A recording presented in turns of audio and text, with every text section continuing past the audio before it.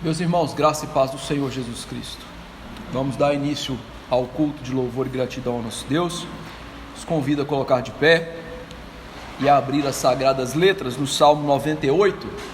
Nós vamos ler o verso 1 e também 2, verso 1 e 2, que é a nossa chamada de oração. Salmo 98, verso 1 e verso 2. Nós vamos ler numa única voz esse trecho das Escrituras em que Deus nos chama para adorá-lo. Salmo 98, verso 1 e verso 2. Leiamos todos juntos esse trecho. Cantai ao Senhor um cântico novo, porque Ele tem feito maravilhas. A sua destra e o seu braço santo lhe alcançaram a vitória.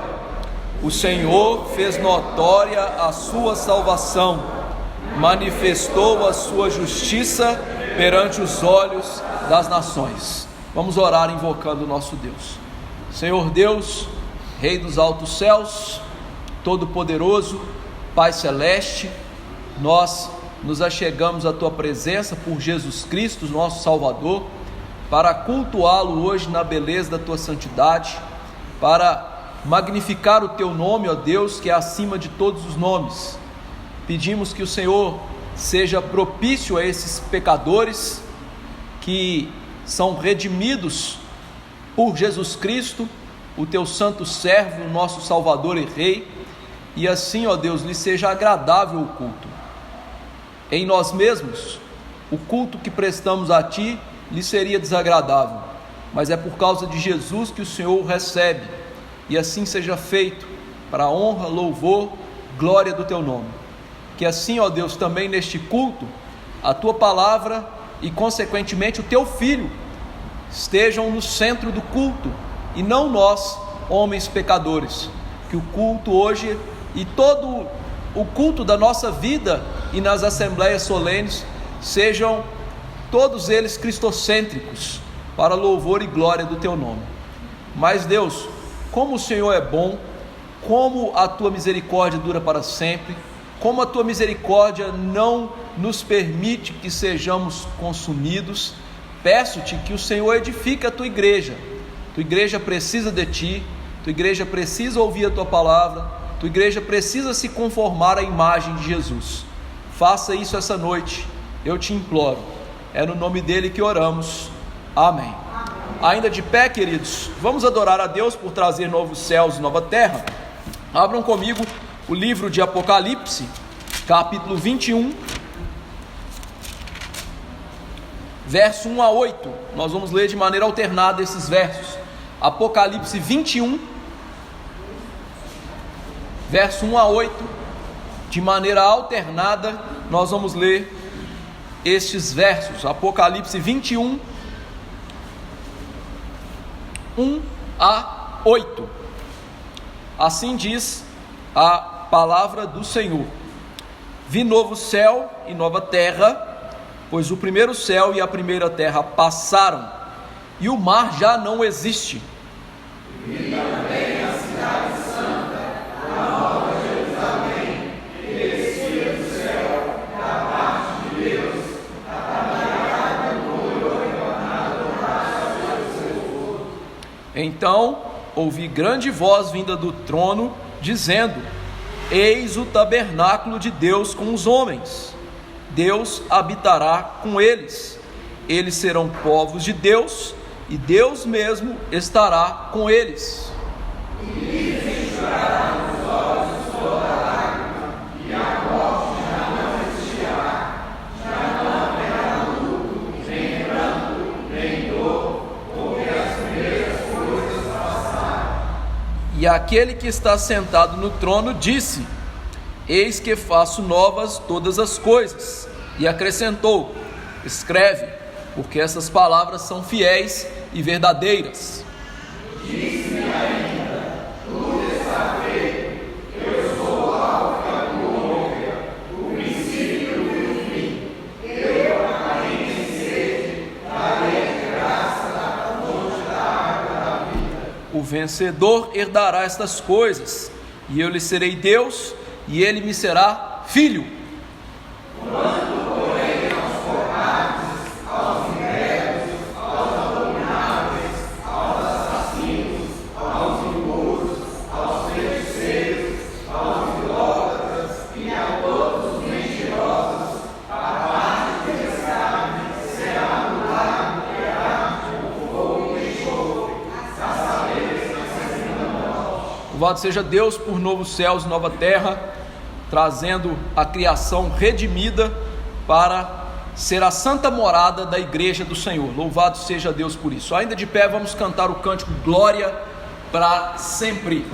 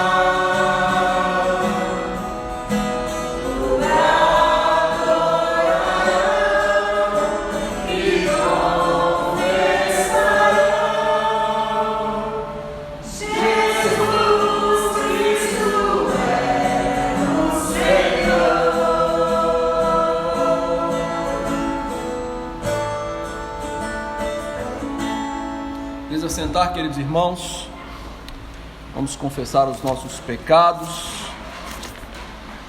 Abramos as Escrituras em 2 Tessalonicenses, capítulo 2. Eu lerei todo o capítulo. 2 Tessalonicenses, capítulo 2.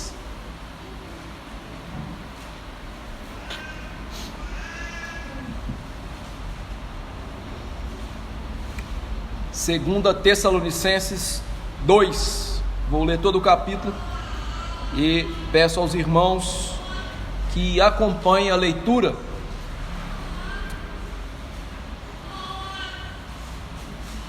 Segunda Tessalonicenses capítulo 2, diz assim: Irmãos, no que diz respeito à vinda de nosso Senhor Jesus Cristo e a nossa reunião com Ele, nós vos exortamos a que não vos demovais da vossa mente com facilidade, nem vos perturbeis, quer por espírito, quer por palavra, quer por epístola, como se procedesse de nós, supondo tenha chegado o dia do Senhor. Ninguém de nenhum modo vos engane, porque isto não acontecerá sem que primeiro venha a apostasia e seja revelado o homem da iniquidade, o filho da perdição, o qual se opõe e se levanta contra tudo que se chama Deus ou é objeto de culto, a ponto de assentar-se no santuário de Deus, ostentando-se como se fosse o próprio Deus. Não vos recordais de que ainda convosco eu costumava dizer-vos essas coisas? E agora sabeis o que o detém, para que ele seja revelado somente em ocasião oportuna ou própria. Com efeito, o mistério da iniquidade já opera e aguarda somente que seja afastado aquele que agora o detém. Então será de fato revelado o iníquo, a quem o Senhor Jesus matará com o sopro de sua boca e o destruirá pela manifestação da sua vinda. Ora, o aparecimento do iníquo é segundo a eficácia de Satanás, com todo o poder e sinais e prodígios da mentira, e com todo o engano de injustiça aos que perecem, porque não acolheram o amor da verdade para serem salvos. É por este motivo, pois, que Deus lhes manda a operação do erro, para darem crédito à mentira, a fim de serem julgados todos quantos não deram crédito à verdade, antes, pelo contrário, deleitaram-se com a injustiça. Entretanto, devemos sempre dar graças a Deus por vós, irmãos amados pelo Senhor, porque Deus vos escolheu desde o princípio para a salvação, pela santificação do Espírito e fé na verdade, para o que também vos chamou mediante o nosso Evangelho, para alcançardes a glória de nosso Senhor Jesus Cristo. Assim, pois, irmãos, permanecei firmes e guardai as tradições que vos foram ensinadas, seja por palavra, seja por epístola nossa. Ora, nosso Senhor Jesus Cristo mesmo, e Deus, o nosso Pai, que nos amou e nos deu eterna consolação e boa esperança, pela graça, consolem o vosso coração e vos confirmem em toda boa obra e boa palavra. Esse capítulo, irmãos, ainda que haja algumas dificuldades para entender o que é o homem da iniquidade, ou o que detém esse homem da iniquidade, ele tem uma mensagem muito clara, que aqueles que dão crédito à mentira, que segundo está escrito aqui, aceitam a mentira por causa de prodígios, sinais, ou seja, todo engano de injustiça, esses são aqueles que se perdem. Pelo contrário, os que são salvos são aqueles que aceitam a verdade, que se deleitam com a justiça, e aqueles que vivem essa justiça, e por isso eles se consolam, se confortam, se santificam e vão receber a glória do Senhor Jesus Cristo. É isso que devemos fazer, nos santificar com base nestas verdades e não dar lugar à mentira na nossa vida, por mais que ela pareça ser verdadeira, por muitos prodígios, por muitos sinais que são falsos. Tendo isto em vista, vamos confessar os nossos pecados, e o pecado que está sendo aqui dito é a cegueira espiritual. Infelizmente, nós ainda temos traços dessa cegueira nos nossos corações. Vamos silenciosamente confessar esses pecados de cegueira espiritual, e depois de alguns instantes eu peço ao nosso irmão Luciano que nos eleve a Deus numa oração de confissão de pecados. Oremos silenciosamente e depois Luciano vai orar confessando os pecados em prol de todos nós.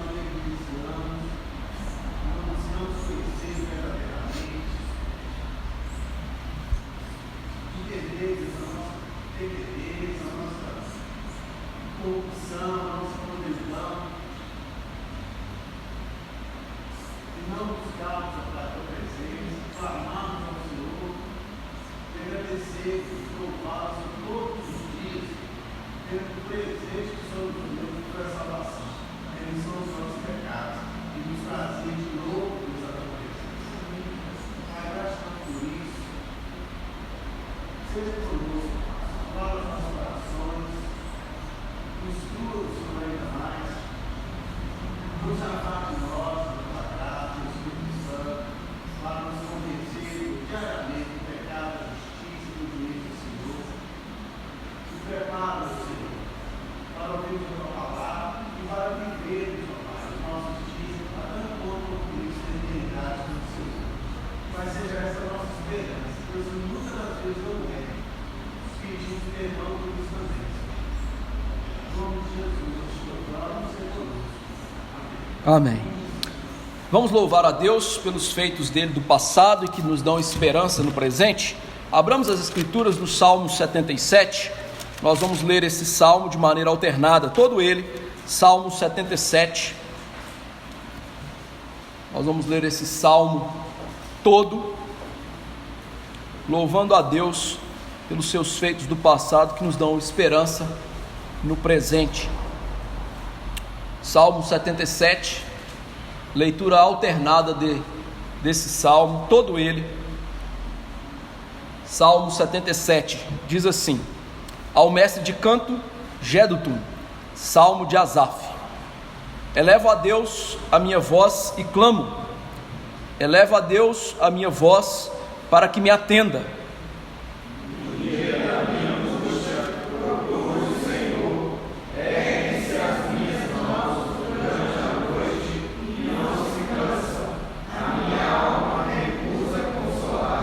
Lembro-me de Deus e passo a gemer, medito e me desfalece o espírito. Não me deixes que nem posso falar. Penso nos dias de outrora, trago à lembrança os anos de passados tempos. De noite e o meu espírito escuta. Rejeita o Senhor para sempre? Acaso não torna a ser propício? Cessou perpetuamente a sua graça, acabou a sua promessa para todas as gerações. Esqueceu-se Deus de ser benigno? Ou, na tua ira, terá ele reprimido as suas misericórdias? Então disse eu, isso é a minha aflição, mudou-se a destra do Altíssimo. Recordo os feitos do Senhor, pois me lembro das tuas maravilhas da antiguidade. Considere também as tuas obras todas e cogite os teus prodígios. O teu caminho, ó Deus, é de santidade. Que Deus é tão grande como o nosso Deus? Tu és Deus que opera maravilhas, e entre os povos tens feito notório o teu poder. Com o teu braço remiste o teu povo, os filhos de Jacó e de José. Viram-te as águas, ó Deus, as águas te viram e temeram, até os abismos se abalaram. Grossas nuvens se desfizeram em água, houve trovões nos espaços, também as suas setas cruzaram de uma parte para outra. O incomparável é o trovão, ecoou na redondeza, os relâmpagos ampliaram o mundo, a terra se abalou e tremeu. Pelo mar foi o teu caminho, as tuas veredas pelas grandes águas, e não se descobrem os teus vestígios. O teu povo não se existe, como rebanho, pelas mãos de Moisés se habitaram. O salmista aqui estava em grandes provações espirituais e ele começou a pensar que Deus havia se esquecido dele, do seu povo, e a conclusão lógica que ele chegou foi: mudou-se a destra do Altíssimo. Até que Deus trouxe ao coração dele a recordação dos feitos do passado. Quais feitos? O êxodo. E quando ele recordou o êxodo, ele teve ciência pela iluminação de Deus, que Deus não se muda, que Deus continua em prol do seu povo, que Deus vai remir o seu povo para todo sempre. Louvado seja Deus por isso, porque Ele se mantém firme às suas promessas. Vamos nos colocar de pé e cantar o hino firme nas promessas, e aqueles que estão preparados para dizimar e ofertar poderão lançá-lo aqui à frente no gasofilácio. Hino 177.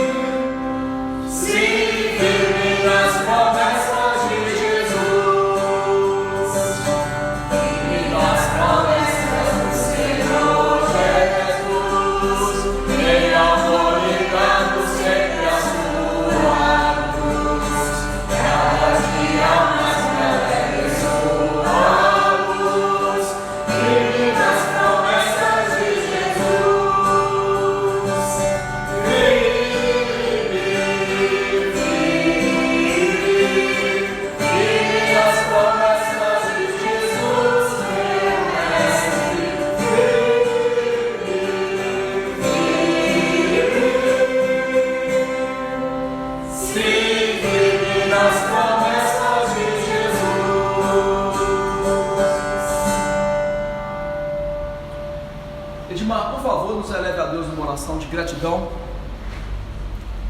Senhor Deus, louvado seja o teu nome, Senhor, por céu e terra.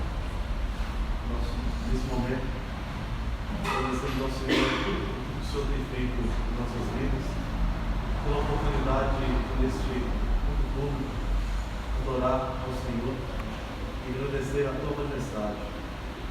Agradecemos ao Senhor pela oportunidade que nos dá de ter os pecados confessados, de receber o perdão do Senhor. Agradecemos ao Senhor também pela oportunidade que temos, pelo mantimento que nos dá, dia após dia, de podermos ofertar, dizimar na tua casa. Peço, Senhor, que possa falar nos nossos corações através da tua palavra, de modo que possamos praticar e humildemente ouvir tudo aquilo que o Senhor quer nos dizer através da tua palavra. Agradecendo ao Senhor por toda a oportunidade que o Senhor nos concede nesse dia. Em nome de Jesus que eu oro e te agradeço. Amém. Amém. Podemos assentar, queridos irmãos, vamos passar a pregação da palavra.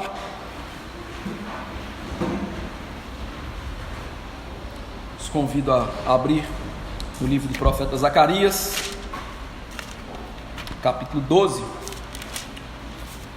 Hoje nós vamos ver a segunda estrofe da primeira parte do capítulo, verso 4 ao verso 6.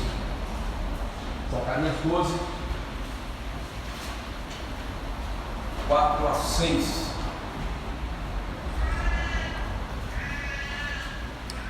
Vou fazer a leitura desse trecho e peço aos irmãos que acompanhem com bastante atenção a leitura de Zacarias 12, 4 a 6.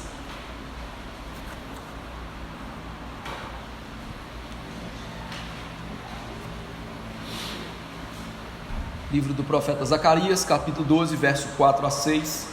Assim diz a palavra de Deus: Naquele dia, diz o Senhor, ferirei de espanto a todos os cavalos e de loucura os que os montam. Sobre a casa de Judá abrirei os olhos e ferirei de cegueira a todos os cavalos dos povos. Então os chefes de Judá pensarão assim: os habitantes de Jerusalém têm a força do Senhor dos exércitos, seu Deus. Naquele dia, porei os chefes de Judá como um braseiro ardente debaixo da lenha e como uma tocha entre a palha. Eles devorarão à direita e à esquerda a todos os povos em redor, e Jerusalém será habitada outra vez no seu próprio lugar, em Jerusalém mesmo. Vamos orar. Nosso Deus e Pai, Teu nome é maravilhoso e Tu és santo, santo e santo, Senhor, o único digno de louvor, de glória, de honra. E esta glória o Senhor não compartilha com mais ninguém, ela é exclusivamente Tua. E tamanha é a Tua preocupação com a Tua glória, que o Senhor criou os céus e a terra para a Tua glória, e o Senhor criou o ser humano para a Tua glória, Senhor. No entanto, nós sabemos que através do pecado do nosso primeiro pai, muitos ídolos há no coração do homem que querem usurpar a glória do Senhor. E nós fazemos isso, sobretudo, deixando de ouvir a Tua santa palavra, porque não há atividade mais gloriosa para o Teu nome nesse mundo que expor a Tua palavra. Ainda que o Senhor se revele nos céus e na terra, os Teus atributos invisíveis e o Teu eterno poder se reconheçam por meio das coisas que foram criadas, a Tua palavra é sem igual. A Tua palavra restaura a alma, mas a Tua palavra também fere. Por isso, nesse momento, destrona os ídolos do nosso coração, para que neste momento específico o Teu nome seja glorificado acima de todas as coisas. Senhor, que nossa preocupação primária agora não seja ouvir o sermão apenas para coletar informações, mas nossa preocupação primária seja a glória do Teu nome. Que a preocupação primária minha, além de ser fiel, mas acima de ser fiel, seja glorificar o Teu nome. O Teu servo João Batista entendeu isso, dizendo que convinha que ele diminuísse e o Teu Filho crescesse cada vez mais. Que assim seja o meu entendimento e de todos nós aqui. E ao fazer isso, ao nos deleitar no Senhor, ao glorificar o Teu nome, o Senhor será propício a nós pecadores e derramará da porção da Tua graça sobre as nossas vidas para a edificação. Fale conosco, Senhor, fale conosco, mas também traga perdão dos nossos pecados, não só para que a nossa cegueira espiritual caia agora, mas também para que haja salvação das nossas almas, edificação das nossas vidas, santificação do nosso ser, restauração da imagem nossa à semelhança da imagem do Teu Filho, criado em santidade e justiça. Ajude-nos, ó Deus, Tu estás no nosso meio. É no nome de Jesus que oramos. Amém. Queridos irmãos, nós já estamos chegando no final do livro de Zacarias, e nós já estamos aqui bem inteirados no contexto desse livro, nós sabemos que ele se passa 500 anos antes do nascimento do Senhor Jesus Cristo, e o cenário é um cenário caótico, em que o povo de Deus, depois de 70 anos, por conta dos seus pecados, que ele esteve preso na Babilônia, agora ele volta, e ele tem que reconstruir, não só Jerusalém, mas sobretudo a vida espiritual do povo, que estava em frangalhos. Deus levantou o profeta Ageu, para dar a ordem principal de construir o templo, e levantou o profeta Zacarias, com a ordem principal deles se arrependerem e viverem a palavra de Deus.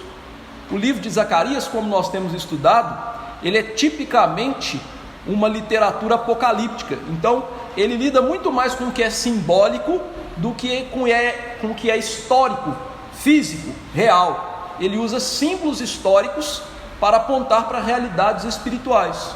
Sobretudo esses últimos 3 capítulos que vamos ver ou estamos vendo, capítulo 12, 13 e 14. Nós vimos que há 2 temáticas principais nestes últimos 3 capítulos. Jerusalém, mas que aqui não representa a cidade de Jerusalém. Nós temos visto que Jerusalém aqui nesse livro não é em si a cidade, mas é o povo de Deus, a igreja de Deus. Nós temos visto isso na literatura apocalíptica do Novo Testamento, que coaduna com essa ideia, mostrando que Jerusalém aqui não é aquela cidade lá em Israel, na Palestina, mas é o povo de Deus que é chamado de Jerusalém. Paulo ensina isso, por exemplo, na carta aos Gálatas, em que ele diz que aquela Jerusalém física é uma Jerusalém hoje que infelizmente está morta em pecados, e em contrapartida a igreja é a Jerusalém lá de cima, que está viva e que gera filhos espirituais. E a segunda grande temática é o dia do Senhor, ou seja, o dia da intervenção final de Deus na história, o que nós entendemos como o dia da volta do Senhor e Salvador Jesus Cristo. Este capítulo 12, nós vimos o capítulo 12, verso 1 ao 9, na primeira pregação como um resumo, que a grande ideia dele é ensinar que Deus está com o seu povo, que Deus protege o seu povo, e especialmente no dia da volta de Cristo, que por mais que não seja um dia de salvação, vai ser um dia também de juízo para as nações e para os ímpios. Então Deus nos protege. Estes 9 primeiros versos são um poema que tem 3 estrofes. Na semana passada nós vimos o capítulo 12, 1 ao 3, que é a primeira estrofe, e hoje nós vamos analisar a segunda estrofe, em que Deus pune os ímpios, em primeiro lugar com cegueira espiritual e depois com juízo eterno. Então a temática dessa segunda estrofe é a punição dos ímpios, com, em primeiro lugar, uma cegueira espiritual e, por fim, com o juízo eterno que cairá sobre eles. Vejamos esta verdade nesses 3 versos. O verso 4 diz assim: naquele dia, diz o Senhor, ferirei de espanto a todos os cavalos, e de loucura os que os montam sobre a casa de Judá. Abrirei os olhos e ferirei de cegueira a todos os cavalos dos povos. Esse verso, irmãos, antes de explicar as palavras dele e mostrar o que elas significam em si, nós temos que entender que esse verso funciona como um memorial para o povo de Deus. A descrição do que Deus está fazendo aqui, ferindo os cavalos com cegueira, com espanto, com loucura, é uma descrição. Se você fosse judeu, você pegaria isso muito rápido, porque é como se fosse um flashback. Deus estivesse abrindo aqui uma janela e fazendo o seu povo olhar para eventos históricos passados. Por trás dessa cena, nós temos aqui, por exemplo, a vitória de Débora e Cícera. Nós temos a proteção de Judá contra Senequeribe, quando os assírios foram invadir Jerusalém. Nós temos aqui a proteção de Elias, a proteção de Eliseu. Enfim, são inúmeros eventos históricos do povo de Deus que ele remete aqui para aguçar a memória de Deus, ou a memória do povo de Deus. O que Deus está fazendo aqui é chamar a atenção do seu povo para os feitos do passado. Isso os faria lembrar de que Deus não havia mudado. Afinal, apesar do capítulo 12 ser a descrição de Deus protegendo o seu povo, esse povo no capítulo 12 é descrito como que cercado, como que encurralado pelos inimigos. Em situações assim, o que seria bom para o povo de Deus escutar? Os feitos de Deus no passado, mostrados para que eles pudessem agora no presente, olhando para o futuro, ficar firmes nas promessas de Deus. E é interessante que essa é uma tônica das Escrituras. Deus faz o seu povo olhar para o passado, para ver os feitos dele no passado e nutrir a esperança de um futuro de vitória com Deus, em que eles podem confiar que a vitória é certa. Nós lemos aqui hoje no Salmo 77, do verso 11 ao 15, o salmista diz: recordo os feitos do Senhor, pois me lembro das tuas maravilhas da antiguidade, considero as obras de Deus, os seus prodígios. E aí ele chega à conclusão: o caminho de Deus é santidade. Quão grande é o nosso Deus? Nenhum dos outros deuses, claro, falsos deuses, se comparam a ele.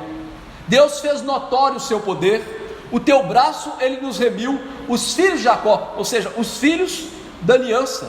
O que Deus está fazendo aqui ao seu povo é isso. É como se ele estivesse dizendo: filhos, olhem para o passado, meditem no passado, e através da meditação no passado, vocês vão encontrar forças para o presente e para as provações futuras. E veja, queridos irmãos, esse é um remédio que Deus nos dá nas Escrituras, que nós negligenciamos no tempo presente, algo que está sumido das igrejas, mas que foi marca dos cristãos reformados, desde o período da reforma até o fim dos grandes avivamentos, algo que é chamado de meditação nas Escrituras. Para que você não viaje muito aí e pense em meditação em termos budistas, né? Fica lá, não é isso. Meditar nas Escrituras é ler as Escrituras, degustando as Escrituras, ruminando. Essa mesma ideia apresenta no Salmo 1, como aquele que tem prazer na lei de Deus é aquele que medita na lei de Deus. Meditar no Salmo 1 é ruminar. Você já viu como um boizinho e uma vaquinha comem? Eles engolem, né, a comida, só que não digerem. Então a comida volta à boca, eles mastigam, volta para o estômago, volta para a boca, e assim eles vão fazendo, até que toda aquela massa seja digerida e eles obtenham os nutrientes. O que Deus está aqui incitando ao seu povo é essa santa meditação nas Escrituras, ou seja, ler as Escrituras pensando nelas, com detença, trazendo à mente o que Deus faz nas Escrituras e engendrando isso no coração, para que aquilo se interiorize no nosso coração. Deus está fazendo isso aqui com os feitos do passado.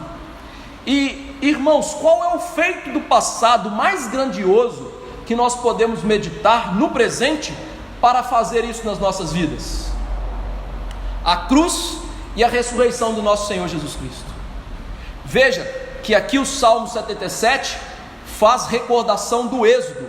O Êxodo, queridos irmãos, era uma figura da salvação que seria operada por meio de Jesus.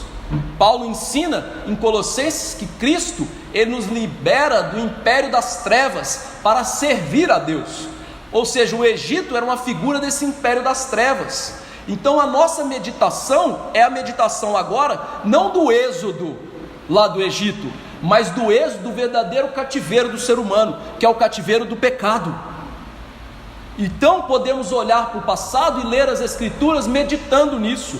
O que pode nos dar esperança? O que pode mudar o nosso coração? O que pode nos dar força para viver os nossos dias, enfrentar as batalhas contra o nosso pecado e contra este mundo e Satanás, e assim ter esperança no futuro? A cruz e a ressurreição do nosso Senhor.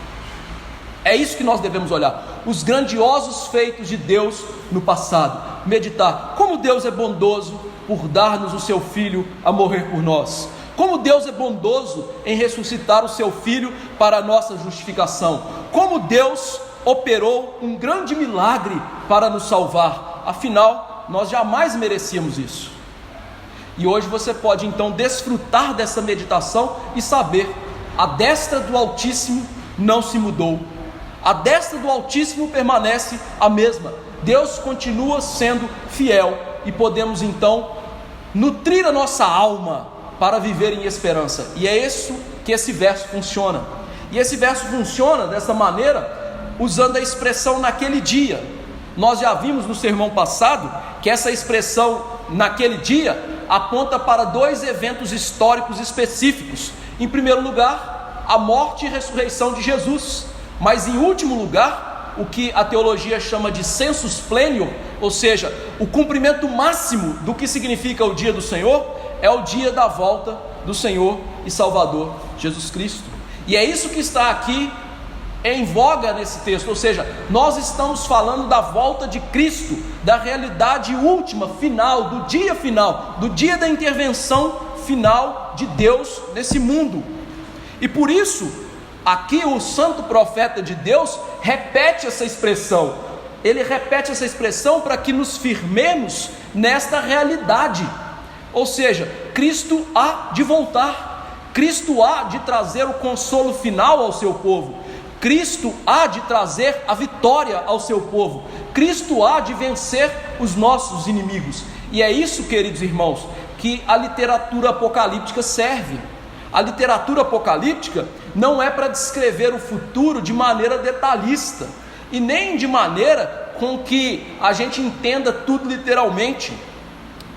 Algumas pessoas fazem isso e erram grotescamente. Por exemplo, quando lemos o livro de Apocalipse, tem uma besta que surge do mar, uma besta que surge da terra, tem um dragão. Veja, irmão, Satanás não é um dragão, os nossos inimigos não são bestas de verdade.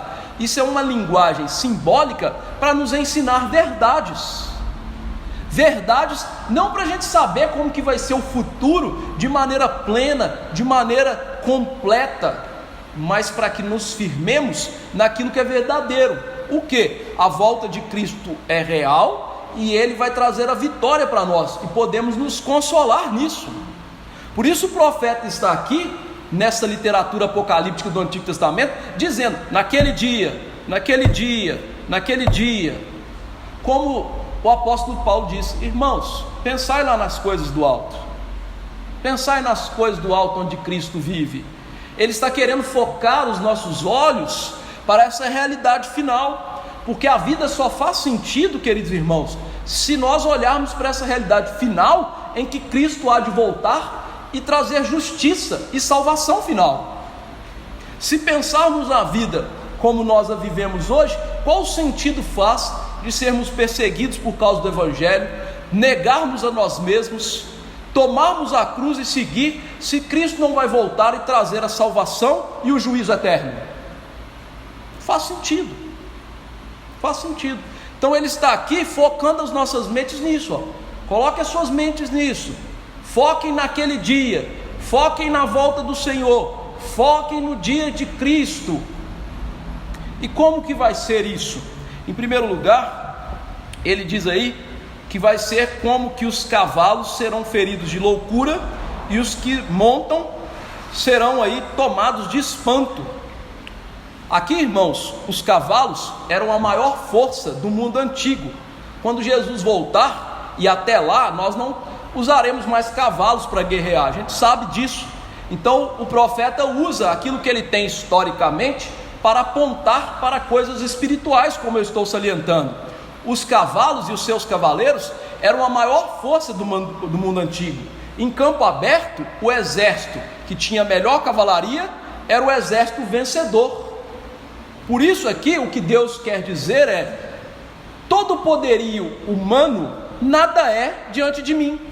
Ou seja, eu sou bastante capaz de desbaratar todo o poder humano. E Deus está aqui nos levando a um entendimento de que Ele está acima de todo o poder humano, e que por mais que o ser humano pareça forte, pareça alguma coisa avultada diante de Deus, nada ele é diante de Deus. Essa figura simbólica está mostrando, queridos, a maior força desse mundo, o que ela é diante de Deus? Nada. Veja que lá em Tessalonicenses, quando nós lemos na nossa liturgia, Paulo diz que Cristo vai matar o iníquo com o sopro da sua boca. Já viu alguém matando o outro com sopro? Paulo está dizendo para a gente assim, gente, não existe essa guerrinha entre Deus e Satanás, como se Satanás fosse, em pé de igualdade com Deus, e Deus está ali lutando e suando para vencer. Não, Jesus vai vencer o inimigo com o sopro da boca, com a sua palavra. A simples palavra dele acabou. É a mesma realidade, ou seja, Deus traria destruição aos ímpios, como se eles nada fossem. E aqui a figura mostra que os cavalos e os cavaleiros seriam tomados de espanto e loucura, e mais uma vez há uma referência ao passado, e nós não somos judeus, e muitos de nós não são habituados a ler o Antigo Testamento, mas aqui é quase que uma citação literal da lei de Deus. Deuteronômio 28 diz assim: o Senhor te ferirá com loucura, com cegueira e com perturbação de espírito. Loucura, cegueira e espanto, perturbação de espírito, igualzinho está no verso 4.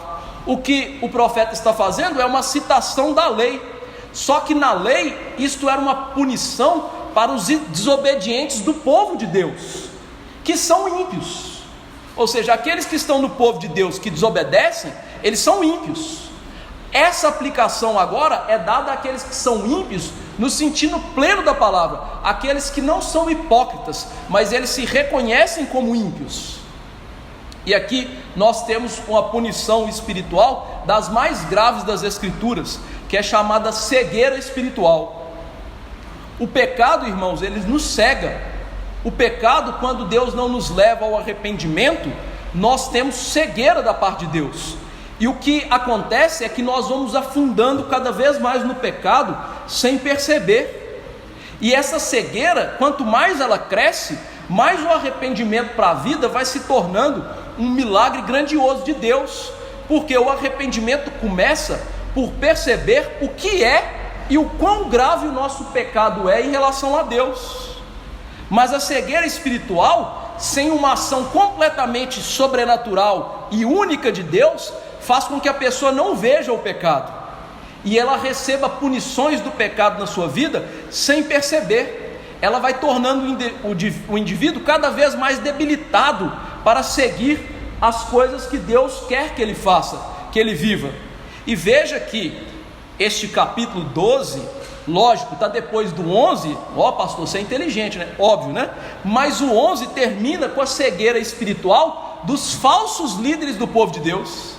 Ou seja, aquela punição para os ímpios dentro do povo de Deus é aqui aplicada agora aos ímpios. Eles seriam cegos como aqueles que são falsos crentes e que estão dentro da igreja. Eles não veem os seus pecados, como os falsos crentes dentro da igreja não veem os seus pecados, e não percebem que estão em inimizade contra Deus e que estão caminhando para o juízo. Essa punição, ela é tão emblemática nas Escrituras, que ela é descrita em Isaías 6, 9 e 10, diante do ministério de pregação de Isaías, da seguinte maneira: então disse ele, Deus disse para Isaías: vai e diz a esse povo, ouvi e não entendais, vede, mas não percebais, torna insensível o coração desse povo, endurece-lhes os ouvidos, fecha os olhos, para que não venha ele a ver com os olhos, a ouvir com os ouvidos, a entender com o coração, se converta e seja salvo. É interessante que esses dois versos do Antigo Testamento são os dois versos quase que são mais citados no Novo Testamento, e eles são citados durante todo o ministério de Jesus e dos apóstolos. Ou seja, aquelas pessoas ouviam, mas não ouviam para a salvação, viam os sinais de Jesus, viam tudo que os apóstolos faziam e não criam. E aí você pensa, de onde vem isso? 2 Tessalonicenses 10, 12 ensina: com todo engano de injustiça aos que perecem, porque não acolhem o amor da verdade para serem salvos. É por esse motivo que Deus lhes manda a operação do erro, para dar crédito à mentira, a fim de serem julgados todos quantos não derem crédito à verdade. Antes, pelo contrário, deleitaram-se com a injustiça. O que Paulo está dizendo aqui é essa cegueira espiritual que vai tomar conta dos ímpios e da igreja antes da volta de Jesus. Isso é uma punição pelos nossos pecados. E de onde que isso vem? Da dureza do nosso coração, mas da operação do erro que Deus mesmo manda. E veja que Paulo descreve essa cegueira espiritual como as pessoas, elas são enganadas pelos prodígios de Satanás, pelos falsos feitos de Satanás. Por que você acha hoje que há muitas falsas igrejas, com muitas falsas curas, com muitas falsas revelações, e que muitas pessoas estão lá e são falsas crentes? Porque Deus enviou a punição do erro, a cegueira espiritual. É isso que está sendo descrito aqui no Antigo Testamento. Ou seja, a punição é que Deus manda punição para essas pessoas serem cegas, e elas então se tornam loucas, elas não percebem a loucura. Por isso que Paulo diz que a mensagem da salvação é loucura para os que se perdem. Loucura para os que se perdem. E ela só faz sentido para aquele que é um homem espiritual, que tem um novo coração, que tem o Espírito Santo na sua vida, lhe mostrando o pecado. Afinal, o Espírito Santo viria para convencer o homem do quê? Do pecado, justiça e do juízo eterno. Percebeu? Quão grave é ser cego para o pecado? E quão grave é ser um falso crente ou ser um ímpio declarado? E as pessoas se tornam loucas. Por exemplo, nossa sociedade hoje, se um homem falar com a sua esposa, eu vou lhe dar um tapa, não estou aqui falando que isso é certo, não me entendem mal, ela pode ir na delegacia e ele vai ser preso. Mas as mulheres podem sair com quantos homens elas quiserem, fazerem filhos com quantos homens elas quiserem, e ir lá e abortar. Olha, o que é isso? Loucura. O que é mais grave? Você falar com uma mulher que você vai dar nela um tapa, não estou falando que é certo, não faça isso, viu? Ou você matar uma criança que não pode nem se defender no seu ventre. E o mundo não percebe, isso é o quê? Loucura. Loucura que, nessas novas cartilhas das escolas que estão sendo feitas, e se um dia entrar em vigor nós estamos lascados, a criança ela já pode desde pequena escolher se ela vai ser homem ou ser mulher. Ué, peraí, como assim? Ela nasceu homem, ela tem que ser homem, ela nasceu mulher, tem que ser mulher. Isso é o quê? Loucura. Que os pais podem influenciar a sexualidade dos seus filhos desde cedo, até tocando neles. Isso é o quê? Loucura. Por quê? Estão cegos. Estão cegos. Em contrapartida, o que Deus faz conosco? Ele diz aí, sobre a casa de Judá abrirei os olhos. O que Deus está dizendo é, em contrapartida, enquanto eu estou fazendo isso com os ímpios, eu olho para vocês. E lembre-se, irmãos, que o olhar de Deus para o seu povo significa o favor de Deus para o seu povo. Afinal, a bênção arônica é: o Senhor te abençoe e te guarde, Ele volva o rosto dele para ti e te dê a paz. Volver o rosto é olhar, ou seja, isso é a bênção de Deus, o favor de Deus sobre o seu povo. Então, a bênção arônica aqui está em vistas, no sentido de que eu estou olhando para vocês.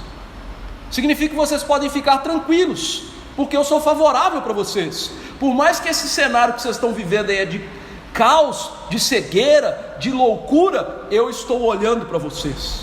E queridos irmãos, Deus está fazendo isso para nos dar uma visão correta sobre as coisas. Porque esse olhar de Deus sobre nós é que faz a luz dele resplandecer no nosso rosto e vermos as coisas como verdadeiramente elas são. E aqui um texto das Escrituras no Antigo Testamento vão nos ensinar isso bem, que é 2 Reis 6, 15 a 18, que quando Eliseu estava cercado por exércitos inimigos, Deus fez o quê? Feriu de cegueira os exércitos inimigos e abriu os olhos do servo de Eliseu para ele ver o Senhor e o seu exército com eles. Ou seja, o que Deus está fazendo é a mesma coisa. Eu abro os olhos de vocês para vocês verem corretamente, porque eu olho para vocês. Enquanto isso, seus inimigos vão ser cegos, eles não vão enxergar a verdade, e eles então vão ser loucos, e eu vou ferir todos os povos. Ou seja, essa cegueira espiritual, ela não é contida, mas ela está em todos os lugares, ela é espalhada, porque o mundo inteiro jaz no maligno, como nosso Senhor e Salvador Jesus Cristo nos ensinou. Então, o que podemos aproveitar deste verso como doutrinas para que usufruemos hoje? Em primeiro lugar, queridos irmãos, não há nada melhor que estar debaixo da proteção e do olhar de Deus para as nossas vidas. O olhar de Deus nas nossas vidas deveria mudar as nossas vidas todos os dias. É interessante que um dos meus pastores favoritos da atualidade, chamado Stuart Old, ele diz assim, comentando sobre o livro de Jonas: aonde quer que Jonas ia, Deus o estava encarando, ou seja, olhando para ele cara a cara, e isso é graça.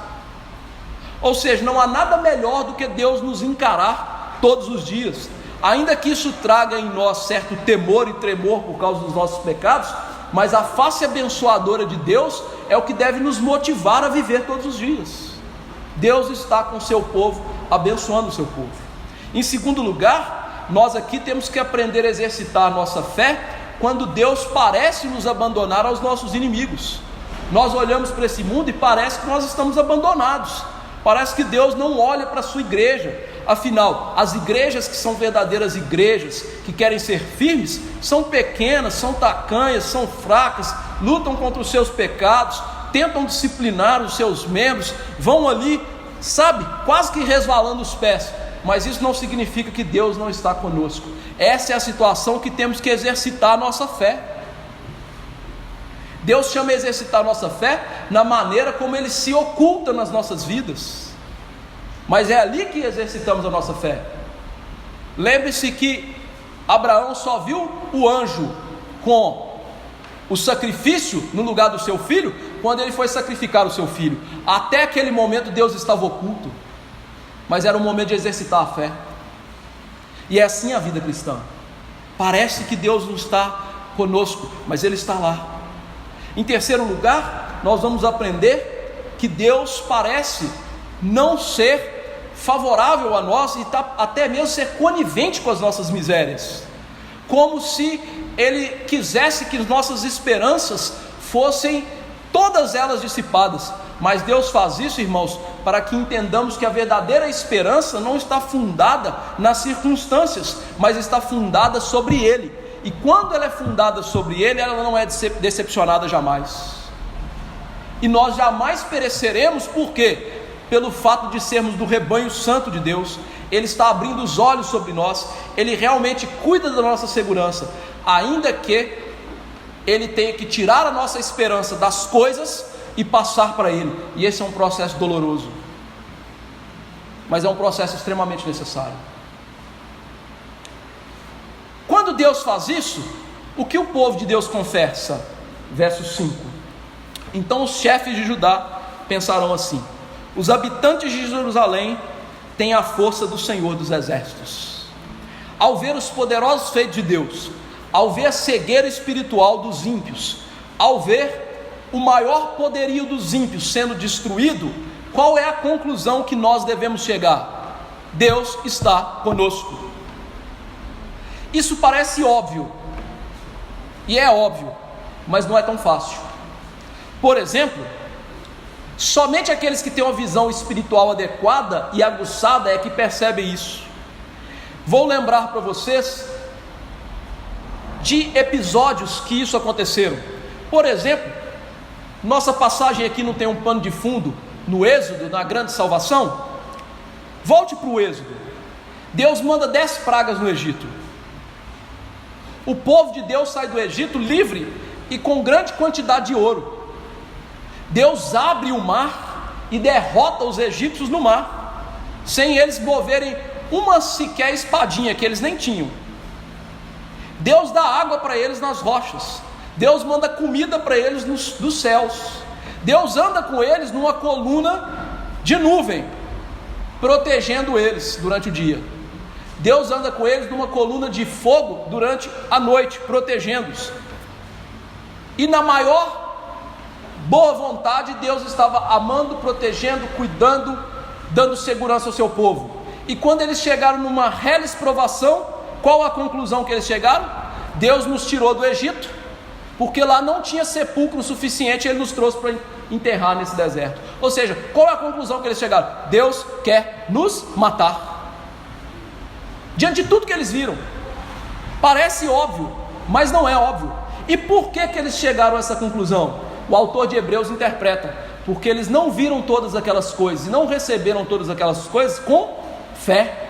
Por isso esse verso aqui mostra a conclusão e a confissão de pessoas que têm verdadeira fé no Senhor. A conclusão e a confissão verdadeira, ela acontece no meio das lutas. É quando Deus parece se ocultar, quando os inimigos parecem obter vantagem, é que a confissão verdadeira vem. Deus está conosco. Isso é um ato de fé. É interessante que o nosso inário presbiteriano, ele tem um hino belíssimo que ele fala isso, né? Sou feliz com Jesus. O homem que disse sou feliz com Jesus havia acabado de perder a sua família e uma casa num incêndio, e ele disse sou feliz com. Isso é um ato de fé. Nenhum ímpio vai fazer isso, nenhum falso crente vai fazer isso. É nessa hora que a fé verdadeira aparece, quando nós não vemos Deus fisicamente, não vemos os grandes feitos de Deus, mas lá está a fé. E até mesmo quando vemos os grandes feitos de Deus, lá está a fé verdadeira. Confessa, Deus está conosco. Esse, queridos irmãos, foi um dos grandes problemas do ministério de Jesus. Jesus fez inúmeros milagres, inúmeros sinais, e aquelas pessoas nunca chegaram a confessar: Ele é o Filho de Deus. Aqueles que fizeram isso foram os apóstolos, discípulos. Quem o mundo diz que eu sou? Ué, Senhor, Elias, um dos profetas, um grande homem. E vocês? Tu és o Cristo, o Filho do Deus vivo. Simão Barjonas, você é um homem cheio da bênção de Deus, porque não foi a carne e o sangue que te revelaram isso, foi o Espírito Santo que te deu isso. A confissão verdadeira, ao ver os grandes feitos de Deus, ele não pensa, foi o homem, foi Deus. E essa é a tônica das Escrituras em relação à verdadeira fé. Os salmistas, por exemplo, no Salmo 46, verso 1, 90, verso 1, 68, 20 e outros salmos, que eu não vou ficar citando aqui, todos eles chegaram à unânime conclusão: Deus está conosco, nos feitos grandes e no meio das aflições. A conclusão de fé é: Deus está conosco. E o que significa isso? É o que Paulo nos ensina, que a face de Deus resplandece nas nossas vidas. É como se diz: na tua luz vemos a luz, nas trevas resplandeceu a luz. Isso significa iluminação espiritual. É uma doutrina bíblica que nos ensina que nós só tiramos proveito da palavra, de quem Deus é, do que Deus escreve na sua palavra, daquilo que ouvimos, por meio de iluminação espiritual. Aceitar a palavra, guardá-la no coração, confessar verdadeiramente e viver verdadeiramente essa palavra, depende de um ato miraculoso de Deus, chamado iluminação espiritual. E é essa doutrina que está aqui. Uma doutrina que nos humilha, uma doutrina que nos leva a entender que salvação, santificação, graça na nossa vida vem por um ato soberano, único de Deus, em que nós respondemos. Sim, respondemos, mas Deus tem que tomar essa atitude e iluminar os nossos olhos e fazer ver-nos que Ele está conosco. Além disso, esse verso nos ensina uma doutrina importante, que é a suficiência de Deus. Veja que eles declararam que a força de Jerusalém é a força do Senhor dos exércitos. O que o profeta está nos ensinando aqui é que nós mesmos, crentes, nós não temos força em nós mesmos, seja ela espiritual ou física, mas sobretudo espiritual. Jesus ensinou isso em João 15:5. Ele diz: eu sou a videira e vocês são os ramos. Quem permanece em mim e eu nele, dá muito fruto, porque sem mim nada podeis fazer. Ou seja, a indicação de Jesus é a mesma. A força que nós vencemos o mundo, a força que nós vencemos as tentações, a força que nós vencemos o pecado que tanto nos assedia, ou seja, toda a doutrina da salvação é um mérito exclusivo de Deus. Deus está com seu povo, Deus salva o seu povo, Deus luta as batalhas do seu povo. E meus irmãos, Deus lutou as nossas batalhas lá naquela cruz, quando Ele despojou principados e potestades e os expôs ao ridículo, como disse Paulo em Colossenses. Deus luta as nossas batalhas, ressurgindo o seu Filho dentre os mortos, para a nossa justificação. Deus luta as nossas batalhas hoje, nos dando um novo coração, nos dando fé verdadeira, aceitação à palavra. Sabe o que significa isso? Deus luta as nossas batalhas, tirando a autossuficiência e nos fazendo fortes em Deus, recebendo a força que vem de Deus. Ou seja, Ele nos ensina: salvação, amigo, é comigo, vocês não podem fazer nada por isso. E a salvação física aqui aponta para esta verdade, não só que Deus nos livra dos inimigos físicos, mas sobretudo do inimigo espiritual, do inimigo eterno, da nossa morte eterna. Tolos são aqueles que colocam a evidência no homem, que o homem é bom, o homem só precisa de uma ajudazinha da graça, que o homem não nasceu completamente em pecado, não, o homem é bonzinho, tem tanta coisa boa naquela pessoa, só falta ser crente. Ué, como é uma coisa dessa?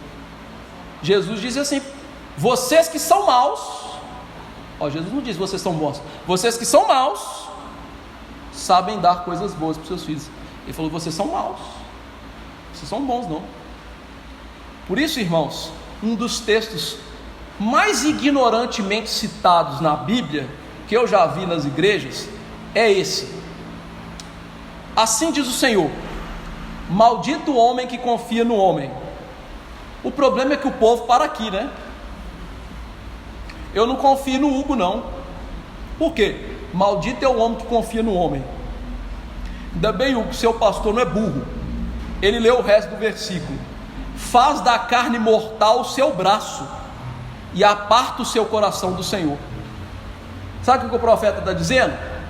Que maldito, o homem que está debaixo da maldição eterna de Deus, é aquele que confia em si mesmo e faz do seu braço a sua força.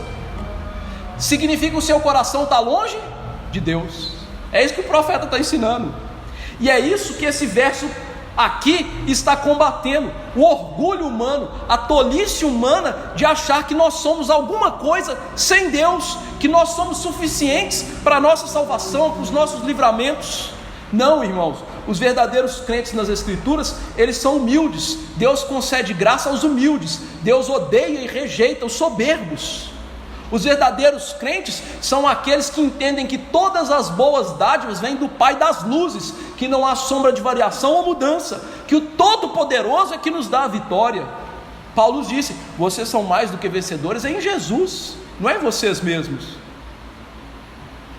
O que aqui está em vista então é que o verdadeiro poder de Deus na nossa vida é fazer com que nos neguemos, que entendamos que o poder está em Deus, que curar pessoas, levantar mortos, isso não é o verdadeiro poder de Deus. O verdadeiro poder de Deus é dar nova vida aos moribundos pecadores e fazê-los alcançar a glória celeste, não pelo que eles fazem, mas porque Cristo faz neles. E esse é o poder que importa, esse é o poder que devemos buscar, o poder não de satisfazer as nossas necessidades temporãs, mas de satisfazer a alma com a salvação, de ter em Deus o prazer de ver o que Deus realiza, mudando o nosso ser, matando o velho eu e fazendo novo homem, criado à imagem de Jesus Cristo. Esse é o verdadeiro poder da glória de Deus em nós, é mortificar-nos, é matar o pecado, é fazer-nos obediente e assim reconhecer: somos débeis, fracos, tudo vem de Deus para nós, ao Senhor pertence a salvação. É isso, como diria Jonas 2:9. E diante disso, dessa confissão fiel do povo de Deus, o que Deus fará?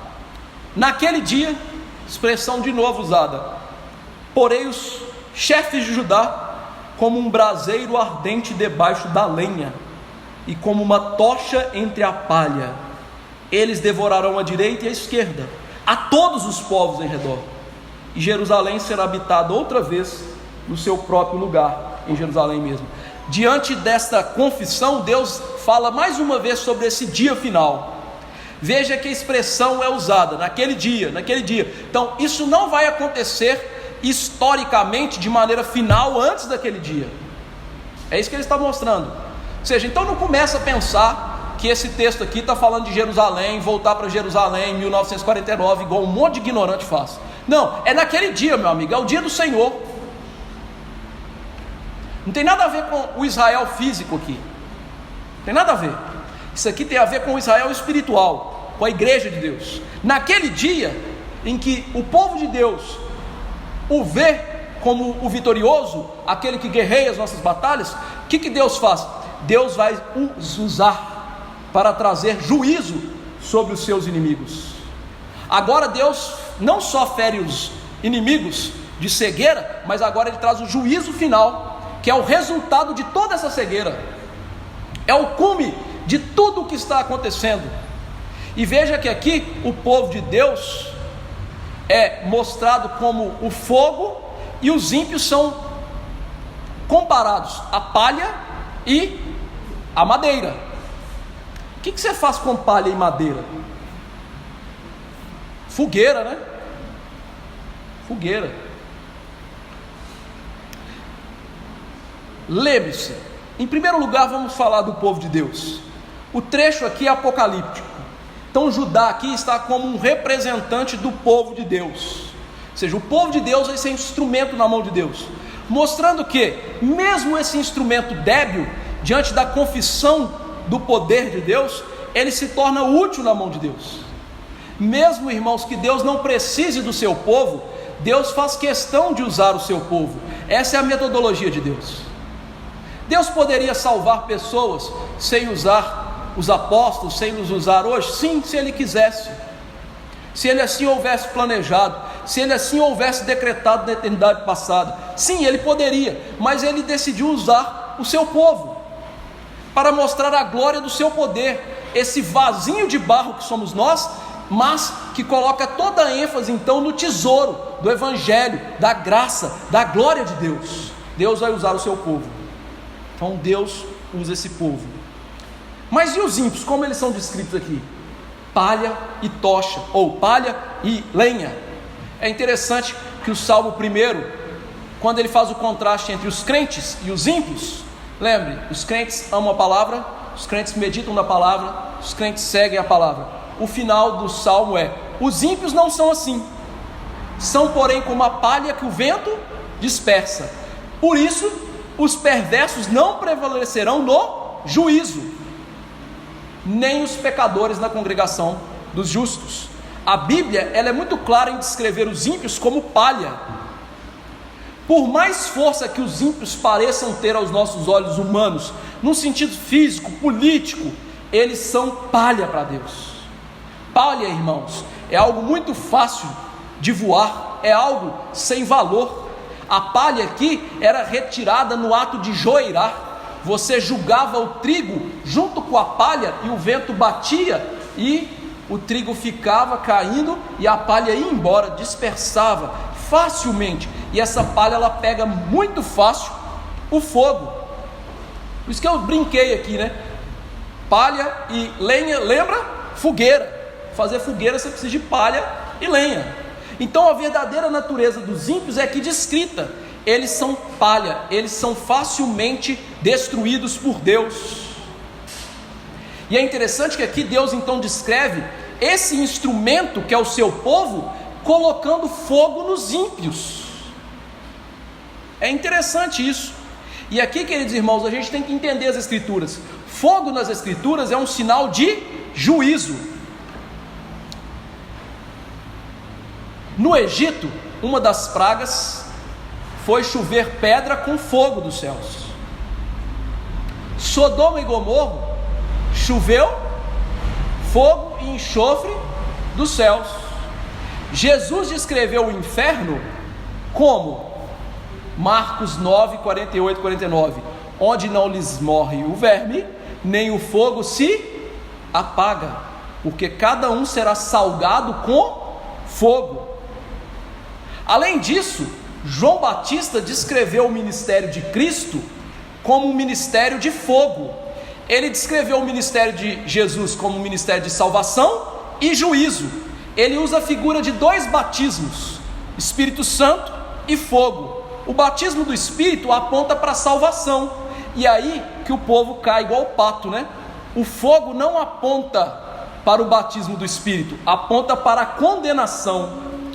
Veja como João Batista descreve, se não é igualzinho que Zacarias está falando: eu vos batizo com água para arrependimento. Aquele que vem depois de mim, ele é muito mais poderoso que eu, cujas sandálias não sou digno de levar. Ele vos batizará com o Espírito Santo e com fogo. Lembra, ele não está falando só para crentes, tinham ímpios ali também, inclusive os fariseus. Então ele está falando para um público misto. A sua pá ele tem na mão, e limpará completamente a sua eira. Olha a figura do Salmo 1, Joerá. Joga com a pá para cima e a palha é dispersada. Ele recolherá o seu trigo no celeiro. Olha lá o trigo do Salmo 1. Mas queimará a palha em fogo inextinguível. Ou seja, a descrição do ministério de Jesus é salvação pelo batismo do Espírito Santo e juízo eterno com o batismo de fogo. Juízo final. E os ímpios são comparados como palha. Por isso a gente interpreta a Escritura pela Escritura. A gente não lê um texto isolado. Quando a gente interpreta a Escritura pela Escritura, o juízo eterno é descrito com fogo. Em Apocalipse, a gente vê a besta, os seus seguidores, sendo lançados num lago de fogo e... é fogo, né? Não é água não, é fogo. Entendi. Então percebe que o que está sendo descrito aqui é o juízo final, e que Deus vai usar a sua igreja como um instrumento, mesmo fraco, titubeante, para vencer os ímpios no juízo final, entre aspas, incendiando-os. Por isso, queridos irmãos, quando João e Tiago foram mandar meter fogo em Samaria, Jesus falou assim: vocês não vão fazer isso, esse não é o espírito de vocês. Ou seja, porque o fogo é um símbolo do juízo final. Samaria ainda seria salva pela pregação do Evangelho. O juízo final ainda está assustado até aquele dia. E aqui, o juízo final, ele é descrito como o povo de Deus devorando a direita e a esquerda. E aí você pode perguntar: pastor, como pode ser assim? Nós somos chamados a ser um povo manso, humilde. Jesus disse que nós somos pacificadores, mas isso parece ira. Irmãos, a resposta é simples. Isso é uma descrição simbólica do juízo final. A descrição aqui não é dos nossos dias, é daquele dia em que nós vamos participar do juízo dos ímpios.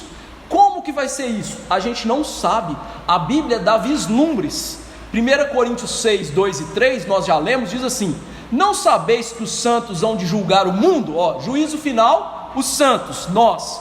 Ora, se o mundo deverá ser julgado por vocês aí em Corinto, sois acaso indigno de julgar as coisas mínimas? Não sabeis que havemos de julgar os anjos?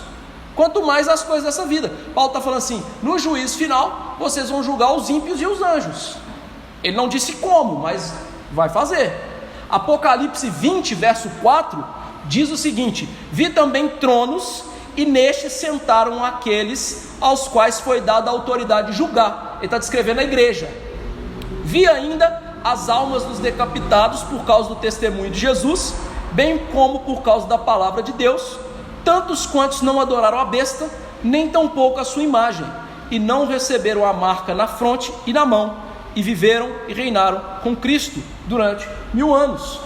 O que João está descrevendo é: nós vamos assentar em tronos para julgar os ímpios. Ou seja, nós vamos ser o instrumento de juízo do fogo eterno para os ímpios. Como? A gente não sabe. A Bíblia é enigmática quanto a isso, mas esta é a verdade.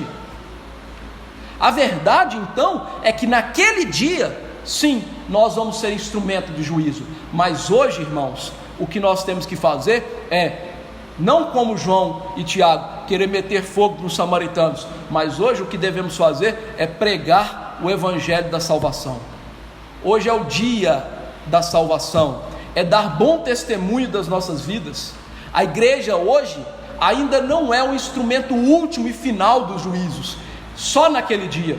Hoje, meus irmãos, quando nós queremos julgar no sentido final, essa pessoa tinha que ir para o inferno, nós somos tomados ainda dos nossos pecados. Naquele dia seremos perfeitos para isso. Até lá, a gente tem que alcançar os eleitos de Deus. Até lá nós temos que ser instrumentos da paz. Até lá, e nós não sabemos quando isso vai acontecer, a igreja não vai julgar o mundo, ela vai pregar, sendo manso e humilde de coração. Até lá, temos que ser santos, para levar pessoas ao arrependimento. Até lá, nós somos instrumentos de salvação. Mas agora, é o tempo da gente fazer a obra da graça de Deus, da salvação de Deus, para que naquele dia, nós sejamos esse instrumento. E quando isso acontecer, diz o texto, Jerusalém será habitada em seu próprio lugar. É interessante que aqui nós temos uma repetição do livro. Já durante o livro, nós vimos que Jerusalém seria habitada no seu próprio lugar. Mas essa repetição aqui é algo para trazer ao coração deles, à mente deles, algo de extremo valor. Ou seja, nada neste mundo, até aquele dia, pode destruir a igreja. O profeta está mostrando aqui que a sua igreja é reestabelecida ou estabelecida no mundo, como se estivesse no seu próprio lugar. E esse lugar é o lugar de Deus ser adorado, o lugar que Deus escolhe estar com o seu nome para receber honra, glória e louvor. Por isso a igreja é perpetuamente estabelecida no seu próprio lugar. Embora os ímpios, os mortais conspirem a ruína, ataquem a igreja, ela é o santuário de Deus, ela é contrária a esse mundo, e até a volta do Senhor Jesus Cristo, ela será estabelecida no seu próprio lugar. Jesus salientou essa verdade, mostrando que a igreja não passaria, mesmo que haja momentos maus, a igreja parece estar acabada, ela está lá como um toco da graça, como diz Isaías 6. A igreja em nossos dias não tem lugar fixo, mas o lugar onde ela está é o seu próprio lugar. Deus está com a igreja onde quer que ela esteja. Por isso, um puritano disse sobre essa doutrina: isso tem um pleno cumprimento na igreja do Evangelho, que é a Jerusalém habitada no seu próprio lugar, porque tendo o Evangelho que ser pregado a todo mundo, ele pode chamar todos os lugares de seu próprio lugar. Onde há o verdadeiro Evangelho, onde há a verdadeira igreja, a igreja está no seu próprio lugar. Mas ainda não é o fim. A igreja ainda está num lugar que, como disse Paulo, a criação geme pela manifestação da glória dos filhos de Deus. A igreja vai estar no seu próprio lugar naquele dia. A Bíblia descreve aquele dia assim, Apocalipse 21, 1-3: vi novo céu e nova terra. O primeiro céu e a primeira terra passaram, e o mar já não existe. Vi também a cidade santa, Nova Jerusalém, que descia do céu, da parte de Deus, ataviada como noiva adornada para o seu esposo. Então ouvi uma grande voz vinda do trono, dizendo: eis o tabernáculo de Deus com os homens, Deus habitará com eles, eles serão povos de Deus, e Deus mesmo estará com eles. João fecha a Bíblia descrevendo Jerusalém no seu próprio lugar. O que na Bíblia é descrito como uma cidade e uma noiva ao mesmo tempo? A igreja. Por isso que Jerusalém é a igreja, a noiva é a igreja. Então o que ele está descrevendo aqui é: quando Deus julgar os ímpios, julgar o mundo, haverá novos céus e nova terra. E é interessante que João usa a palavra novo céu e nova terra, no grego é a palavra kainos. Pastor, você começou a falar grego, nós estamos com fome, isso não é de comer, fala outra coisa. O que significa isso? Significa, irmãos, o grego tinha duas palavras para algo novo: neos, que é algo totalmente novo. Imagine que não existisse celular e eu chegasse para vocês e falasse assim: isto é um celular, isso é algo totalmente novo. A palavra usada no grego não é essa, é kainos. Kainos é algo que é reformado, é você pegar uma casa totalmente destruída e colocar ela todinha no lugar. Então João está dizendo assim: depois que, quando a gente lê as cartas de Pedro, que esse mundo vai ser desfeito em fogo, em juízo, fogo, juízo, vai haver um novo céu e nova terra, ou seja, a terra vai ser purificada pelo fogo do juízo de Deus, e nós vamos habitar aqui mesmo, nesse novo céu e nova terra. É isso que João está falando no grego, com Jesus, Jerusalém no seu próprio lugar. E veja que coisa linda, a Bíblia começa a sua história num jardim. O homem cai no jardim, morre num jardim, parece que a história acabou, e aí vem o Filho do Homem, que morre numa cruz, mas ressuscita num jardim. Mas a história não termina ali, a história termina numa cidade. O que Deus está dizendo é: através de tudo isso, da minha obra da redenção, usando aqui Richard Phillips, que nós homens estamos estudando, Deus está cultivando e guardando o seu povo e essa terra, para habitar com Ele para todo sempre, naquele dia. É isso. Como viver esse texto? Ainda que eu já tenha falado muito sobre isso durante a pregação. Primeira aplicação: nós vemos hoje uma igreja perseguida e difamada em todos os lugares. Se você falar que é crente, logo na mente das pessoas vai vir na mente delas que você é daquelas igrejas que os pastores roubam as pessoas, não é? Com seus enganos. Então a igreja hoje é difamada e perseguida. Não desanime em relação a isso. Nós estamos no nosso próprio lugar. A igreja hoje está espalhada pelo mundo, e isto é plano de Deus, para pregar o evangelho e encher essa terra com a glória de Deus. Nós estamos no momento em que a glória de Deus está enchendo a terra, com homens e mulheres refeitos e sendo refeitos todos os dias à imagem de Jesus. Ou seja, estamos voltando ao plano original de Deus: crescer e multiplicar, encham a terra da minha glória. Isso está acontecendo hoje, ou seja, o que está acontecendo é glorioso. Não deixe sua mente ser afetada pelos pecados que você está vendo, pela igreja apocada e pequena que você está vendo. Você está no meio de um plano glorioso de Deus. Mas, queridos irmãos, eu sei que nós gememos pelo nosso pecado e pela renovação de todas as coisas, e isso é um interesse santo, e devemos fazê-lo, mas nunca perca a esperança desse plano.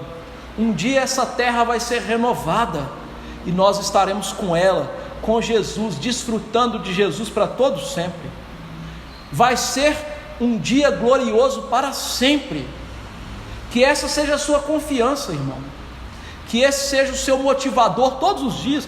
O seu motivador ao abrir os olhinhos e sair da cama não seja ganhar o seu pão. Sim, você deve fazer isso, mas seja a glória de Jesus, seja esse dia que você vai estar com Jesus para sempre. Porque é melhor morrer de fome e ir para a glória do que viver cheio de riqueza e ir para o inferno. Então coloque a sua motivação certa: glória de Deus. Segunda aplicação: seja instrumento de Deus aonde que você viver. Tem gente que tem aquele papinho furado na igreja, fala assim: pastor, não tem dom nenhum, Deus não me deu nada para eu fazer. Isso é papo furado, irmãos. Isso é papo furado. A pessoa devia ter vergonha de falar isso. Jesus contou a parábola dos talentos. Sim, um recebeu 10, o outro 5 e o outro 1, mas não tinha nenhum que não recebeu talento nenhum para desenvolver. Percebeu isso? Aí as pessoas não querem servir na igreja e nem fora da igreja. Eu não tenho capacidade para isso. Você está se enganando sobre isso. Deus te deu uma mensagem para você viver e pregar essa mensagem. Faça essas duas coisas. Vive essa mensagem com ardor no coração. Pregue essa mensagem com grande paixão para as pessoas ao seu redor. E não faça para isso para agradar a si mesmo e para falar: veja quantas pessoas eu levei a Cristo. Isso não vale nada. Faça isso para agradar ao Senhor. Desenvolva os seus dons espirituais para crescer na fé, mas também para levar a mensagem da salvação. Aprenda a palavra cada vez mais para você falar a verdadeira mensagem. Isso é necessário, irmãos. E muitas pessoas estão se enganando em relação a isso. Hoje, nos nossos dias, tem aquela pregação falsa, mentirosa, desgraçada, que as pessoas olham para alguém na rua e falam assim: Jesus te ama. Um dia essas pessoas vão se encontrar com Jesus e vão falar assim: você é mentiroso, hein, cara? Eu não amava aquela pessoa, como é que você falou que eu amava ele? Ela foi para o inferno sabendo essa mentira sua. Isso não é palavra de Deus, irmãos. A pregação não é Jesus te ama. A pregação é: você é um pecador, meu amigo. Você está indo para o inferno. Hoje Deus é seu inimigo. Romanos 5,10. As pessoas não estão lendo Bíblia mais não. Você hoje é sepulcro caiado. Você hoje está cheio de pecados. Mas há um verdadeiro arrependimento de pecados. Há uma verdadeira graça salvífica. Há um verdadeiro salvador de pecados. E você jamais pode se salvar. Veja, a gente tem que pregar a verdadeira mensagem. Não é essa falsa mensagem. Essa falsa aí só está levando gente para o inferno, acreditando nessas besteiras. Cegueira espiritual. Terceira aplicação. Paulo nos disse que um dia vamos julgar os ímpios e os anjos maus. Veja que a aplicação de Paulo em relação a essa doutrina é: igreja de Corinto, lá naquele dia vocês vão julgar todas as pessoas da terra e também os anjos. O que vocês têm que fazer com isso? Julgar as pessoas dentro da igreja. Ou seja, a aplicação dele foi em termos de disciplina na igreja. Hoje as pessoas entendem as falas de Jesus errado. Não julgueis para não ser julgado. Jesus nunca esteve falando, queridos irmãos, de disciplina da igreja. Jesus estava falando de um falso julgamento, de um julgamento hipócrita, em que você olha para o outro e fala assim: olha, você tem que ser perfeito, tá, Karine? Você tem que ser perfeita, mas eu não.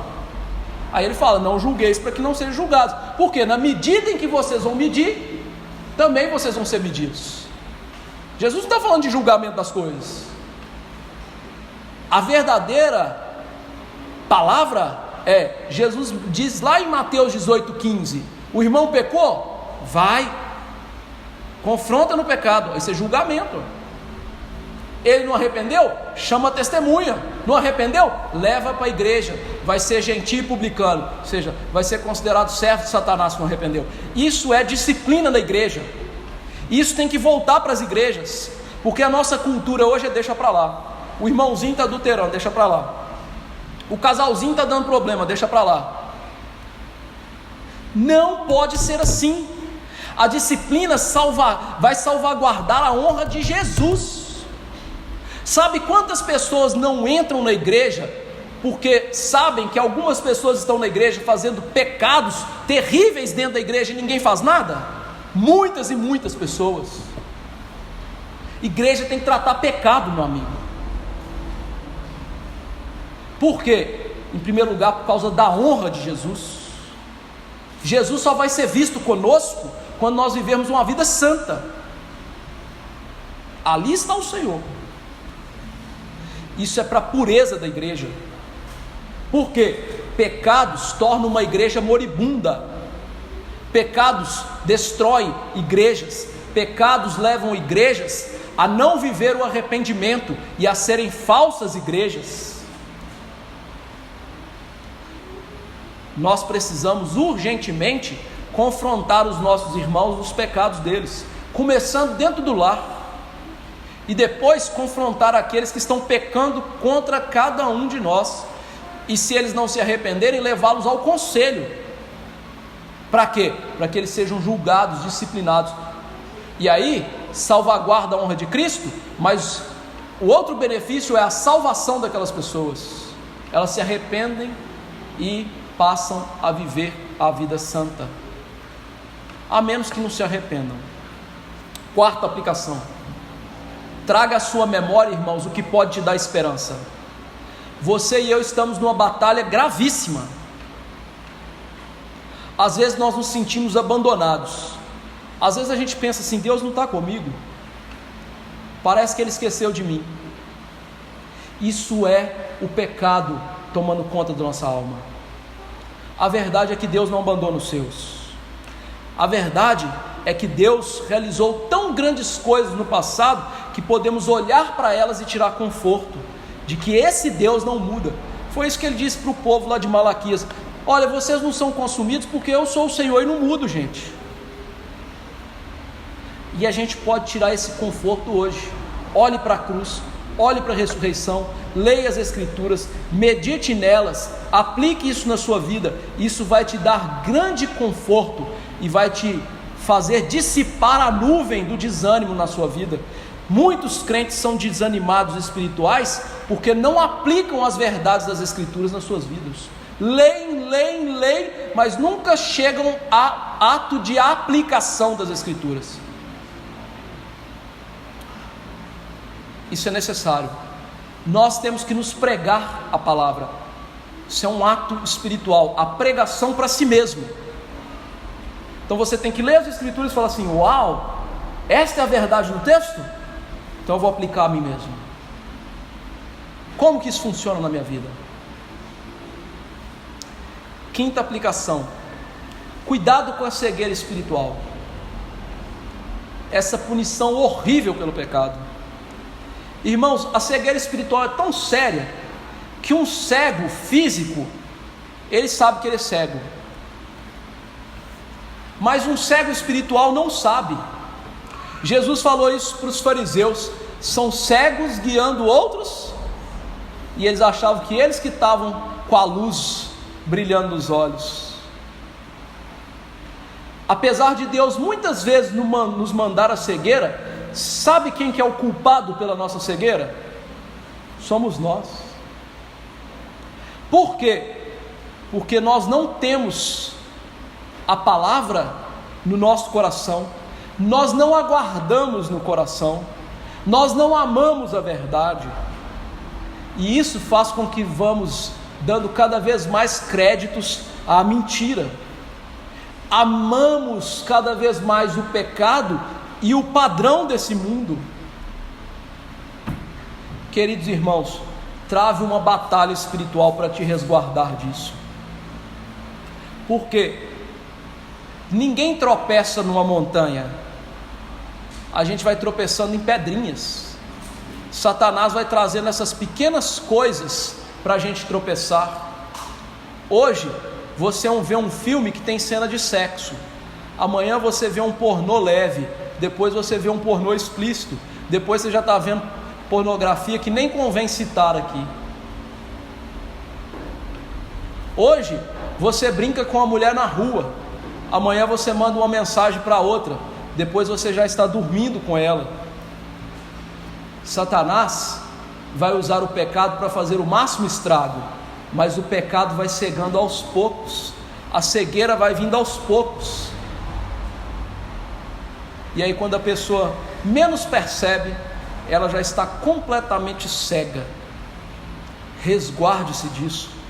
Como você se resguarda disso? Indo à fonte inesgotável de perdão, que é o Senhor Jesus Cristo, e pedindo que por meio do Filho, Deus lhe dê visão espiritual, que Ele abra os seus olhos espirituais a cada dia. Jesus fez isso em relação aos discípulos. Tem um milagre de Jesus que eu gosto muito, que ele está no meio da confissão de Pedro. Jesus pergunta para os discípulos: quem que eu sou? E eles falam: tu és o Cristo, Filho do Deus vivo. E logo em seguida Jesus cura um cego que começa a ver homens como árvores. O que você vê? Homens como árvores. E aí Jesus vai e cura de novo. Logo em seguida Jesus fala assim: gente, eu estou indo para Jerusalém morrer. E aí Pedro fala assim: vai não, Senhor. E ele fala: arreda Satanás, você não cogita das coisas dos homens, de Deus, mas dos homens. Sabe o que Jesus estava ensinando para eles? Meus filhinhos apóstolos, eu estou curando a cegueira espiritual suas aos poucos. Jesus vai curando nossa cegueira espiritual aos poucos, mas para isso é preciso confessar quem é Cristo de verdade, e ir todo dia até Jesus confessando: Senhor, somos cegos, pobres e nus, tenha misericórdia de nós. Que Deus nos abençoe, irmãos, e aplique isso aos nossos corações. Vamos nos colocar de pé.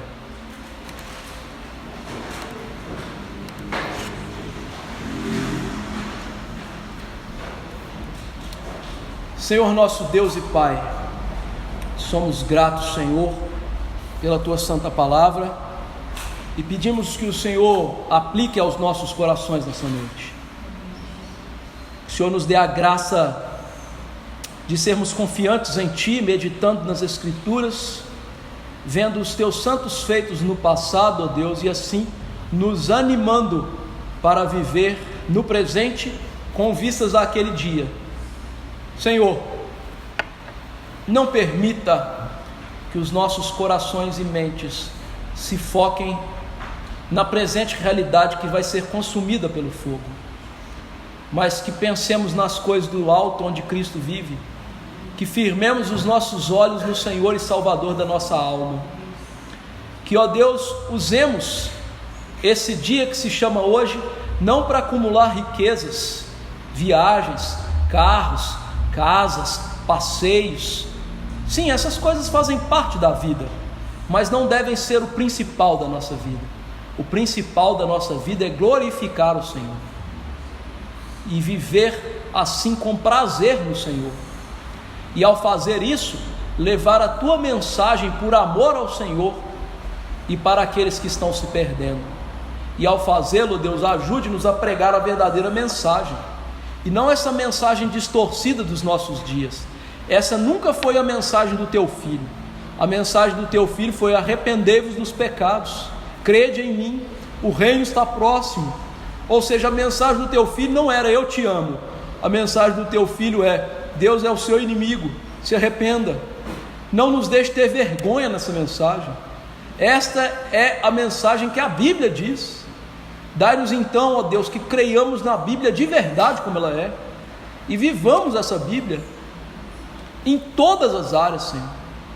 E ó Senhor, vá santificando as nossas vidas, para que naquele dia nos assentemos nos tronos santos do Senhor, para julgar as nações e os ímpios, ó Deus, e também os anjos que caíram com Satanás. Nos dê essa graça, mas até lá nos dê um espírito manso e humilde, um espírito cordato, um espírito que, se depender de nós, tenhamos paz com os homens, para fazer deles servos do Senhor. Faça-nos pacificadores, Senhor. Abençoe a nossa igreja com essa saúde espiritual, para que, Deus, cresçamos espiritualmente, e ao sermos saudáveis, cresçamos numericamente, não com hipócritas e ímpios que estarão aqui no nosso meio, mas com pessoas que realmente amam a Jesus e querem servir a Jesus e viver a palavra de Jesus. E assim plantemos novas igrejas ao nosso redor, não para colocar lá igreja presbiteriana, não, Senhor. O importante não é nossa placa, o importante é a verdadeira doutrina sendo pregada. Se tivesse ali batista, Senhor, não importa, o importa é que haja a verdadeira doutrina, a verdadeira palavra, o verdadeiro evangelho. E nós queremos fazer isso, e queremos que outras igrejas que hoje estão enfermas, moribundas, decadentes, sejam trazidas à reforma e ao avivamento, Senhor, para que a glória do Senhor encha a Tua terra e nos proteja contra aquele momento tenebroso da história, que a apostasia vai tomar a Tua igreja de tal forma que, como Jesus diz, porventura haverá fé na terra quando voltar o Filho do Homem, nos dê a tua graça, Senhor, nos dê a tua graça. É no nome de Jesus que imploramos, amém. Que a graça do Senhor Jesus Cristo, o amor do bendito Pai e a consolação do Espírito Santo da promessa estejam com os eleitos do Senhor hoje e para sempre, amém. Podemos assentar, queridos irmãos.